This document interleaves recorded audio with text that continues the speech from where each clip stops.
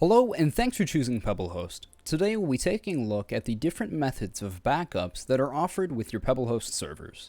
As you can see, I have two different servers here. One is a 6GB budget server, and the next server I have here is a 4GB premium server. Before we get into the differences between these two servers and what the backup plans are for these servers, let's go ahead and talk about what a backup does and when backups are specifically taken. On the backup page, you'll see four different options of backups available. If you opt to select no backups, which is not advised, PebbleHost will still make its best efforts to keep backups of your server. However, the availability of these backups is not guaranteed and will include a restore fee. The other three options of backups available will keep your server's files for the number of days selected.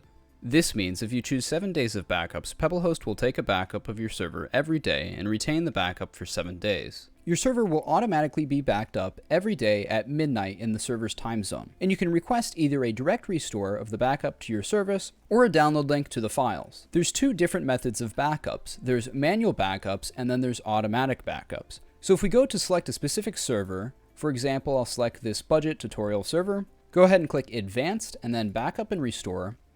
We have a few different backups already created. With a budget server, we can create 2 manual backups. With a premium server, we can create 4 manual backups. Now, if we go ahead and create a manual backup, we can click OK. It's going to refresh the page and then start to back up our server. Once the backup's been completed, you'll see the backup date listed, the type of the backup size, as well as an action to restore or delete the backup. Because I don't have anything currently on the server, the last few days of backups here has been 0.13 to 0.16 gigabytes of storage. Now that the backup's been created, as you can see, it's added a new entry for the backup date. Now it's told us that the backup type was manual, and it's also going to tell us the backup size. Now, I currently don't have anything on the server, so the last few days of backups, whether this was the automatic backups or the one that I just took, has been 0 gigabytes. However, as you can see, previous backups that were taken automatically ranged from 0.13 gigabytes to 0.16 gigabytes. We also have the option to restore all of these different backups. However, if we go ahead and click restore, it's going to bring us to a billing ticket. This is because our server is currently a budget server and not premium. We'll go ahead and discuss a little bit later on how to restore if you have a premium service. However, if you have a budget service, we can click restore. Like I said before, it will create that ticket for us.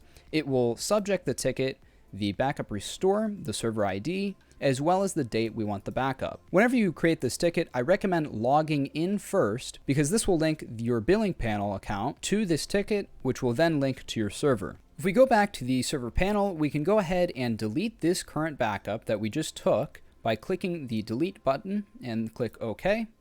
This is going to then force the page to refresh, and it will say you currently have a backup deletion in progress. Once this is completed, the page will display that the backup entry that we previously had is now gone, and we are using 0 out of 2 of our manual backups.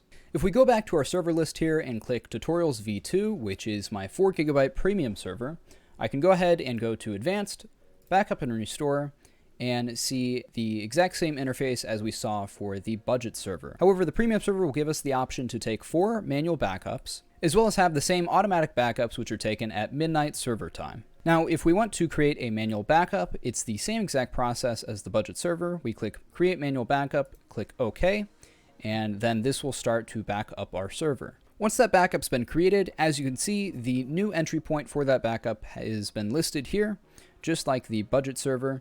However, if we go ahead and click Restore, we can go ahead and click OK. Now, by restoring the backup, this will overwrite all current server files. As it says, the action is irreversible. Let's go ahead and click OK, and this will then restore our server with that specific backup.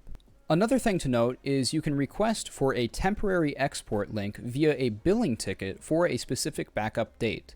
Whenever you request this, the billing team will provide you with the temporary export link in which you can download that file, which will be a .tar.gz format, and you can use 7-zip or WinRAR to extract your server files from there. That's going to do it for this tutorial. If you have any questions regarding anything we've covered in this video, feel free to join the PebbleHost Discord and we'd be more than happy to help you there.